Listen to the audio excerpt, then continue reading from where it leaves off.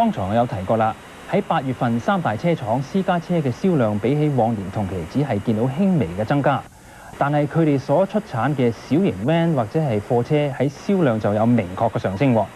其實根據一位 GM 分析家表示，佢哋所以能夠有咁大營業增長，都係全靠佢哋所提供一套綜合性嘅折扣優待辦法，以及其他可以俾客人選擇嘅條件嘅，例如免費自動波等等嘅。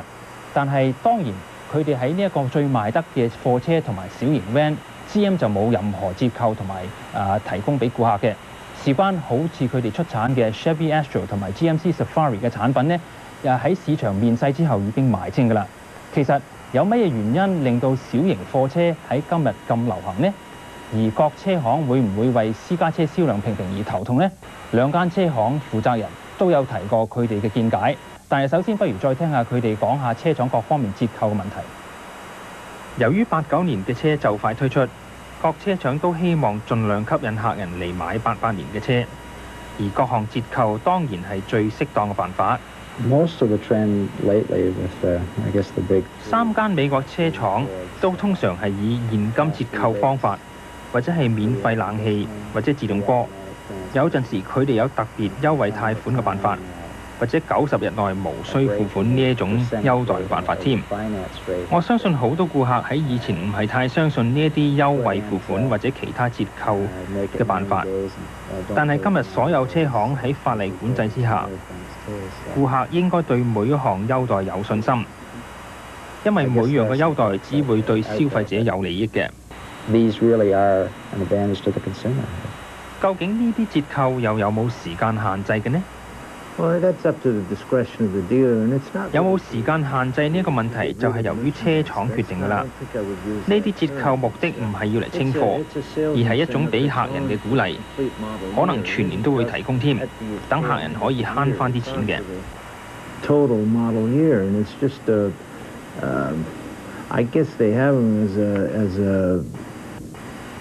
Rather than increasing the prices, and if they do increase the prices, at least they save the consumer some money by offering these packages. 喺季尾買車將會唔會影響遲下賣車嘅價值呢？ 2-3 years down the road, nobody knows anything. Tony 就認為根本2-3年後買嘅，而3年嘅車就係3年嘅車，唔會影響將來賣車嘅價值。所以季尾買車呢，唔會應該對你架車有咩影響。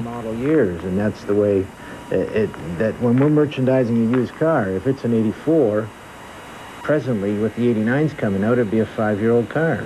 Now, whether it was bought in early 84 or late 84 does not make a difference at this stage. 根據車行嘅透露，4門房車比較最為流行嘅。No, the middle compact still makes up. 中型車仍然係佔最大銷量，而細型車呢約佔22%。跑車中嘅 Mustang 同埋新款嘅 Probe 亦有好強嘅表現。Sporty compacts such as Mustang, our new Probe, has really come on very, very strong. Mustang, of course, has been a winner for the last 20 years. Well, I would say our biggest performing car. 我哋最賣得嘅車呢，就係 Pontiac 6000 4門嘅房車，前輪帶動，咁喺雪地係最適合揸嘅，而且又慳油。咁我哋大部分客人呢，都要求一切設備，尤其是係冷氣。Most of our customers these days too require and want air conditioning, power windows, power locks, cruise control. They do like to have all the toys. 加政府一向都維護自由貿易，但係會唔會影響到車行嘅生意呢？ It's a little difficult to determine, however. 自由貿易將會成立一個二手車嘅市場。假如一個車商想去到美國買入二手車，佢就有利益啦，而對消費者一樣有利益。自由貿易亦會對重型貨車嘅銷售有好嘅影響添。Prior years, so that by 1996, I think it is, that there should be free trade back and forth between the two countries. I think it's going to be a long time before 我相信要經過一段時間先至會睇到自由貿易對我哋有冇影響。暫時嚟講，我哋應該唔需要太擔心。 Any changes whatsoever happen to the present dealer system, it's going to be 5-6 years down the road. So, as we haven't really paid a great deal of attention to it. 咁究竟三大車廠所提供嘅各項季尾特別優待，競爭性又大唔大呢？ I'd say that they're very, very competitive. 市面各車廠無論係美國或者外國車廠都競爭得非常激烈。久唔久你會見到免費嘅冷氣係可以慳翻700至800蚊，可能全年都會有咁嘅優待。似乎所有車廠都利用呢啲折扣嚟吸引客人，為求爭取市場一部分。但係事實上，各車廠冇話俾其他競爭者得到啲咩嘢特別利益，只係一種生意嘅手法嚟啫。 Have gone to this type of merchandising, and it is everybody's after a share of the market, and all these incentives induce people to buy, so it keeps the showrooms full.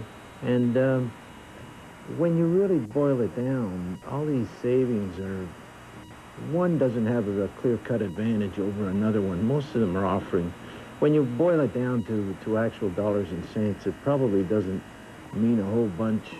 The market out there. 車嘅市場競爭性非常大， most 日本車廠所提供嘅折扣有啲去到3000蚊咁高添。 and even our Japanese imports are offering rebates, some as high as $3,000. 大家可能會同意兩間車行嘅睇法。美國車最近喺各方面有好大嘅改進，尤其係款式方面已經比以前美觀得多啦。例如 Ford 嘅 Taurus 已經被視為一部科技先進嘅車，而 GM 嘅 Grand Am 亦有相當好嘅評價。至於日後佢又點樣繼續與日本車嚟競爭呢？就要睇下幾間車廠用乜嘢嘅策略嚟拓展佢哋針對嘅市場啦。喺另一方面，如果你有興趣買車，你就要注意到各方面買車條件啦。廣告嘅之後，我哋個人財務專欄就會研究下買車或者租車嘅問題。你可能最近會留意到有多間車行除咗係包括貸款之外，仲提供租車服務，而各車行所未必係相同。好似有啲車行你可以免現金首期就立即買到部車㗎啦。